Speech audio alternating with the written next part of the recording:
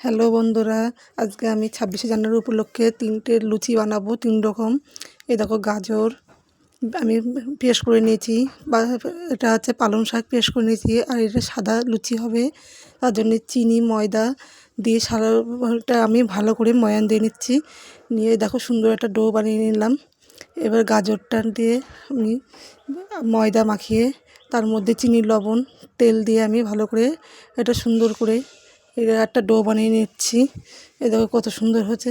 এবার আমি দেবো পালং শাক, তার মধ্যে চিনি লবণ তেল আর পালং শাক দিয়ে ভালো করে সুন্দর করে মাখিয়ে এই দেখো আমি একটা সুন্দর ডো বানিয়ে, এই দেখো আমার 3 রকম ডো বানানো হয়ে গেছে।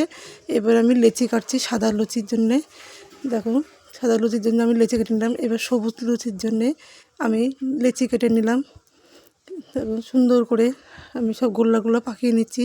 এবার কমলা কালারের জন্যে এই দেখো আমি সুন্দর করে সব বানিয়ে নিলাম। এবার আমি তেল দিয়ে সাদা লুচি করব। এই দেখো বেলছি, এদিকে কড়াইতে আমি তেল দিয়ে দিয়েছি। দিয়ে এবার কমলা কালারটা আমি বেলছি। এবার সবুজটা আমি বেলে নিলাম।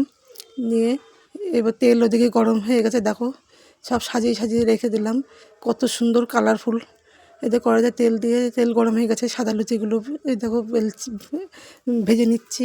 কত সুন্দর দেখো ভাজা হচ্ছে। তারপরে দেব, ওটা তুলে নিলাম। নিয়ে দেব সবুজ সবুজ লুচিগুলো আমিও এক এক করে সবুজ লুচিটাও ভেজে নিচ্ছি। দেখো কত সুন্দর হয়েছে ভাজাগুলো, আমি তুলে নিচ্ছি। তারপরে দেব কমলা কালার। দেখো 3 রকম লুচি আমার ভাজা হয়ে গেছে, কত সুন্দর কালারফুল লাগছে। 26শে জানুয়ারি উপলক্ষে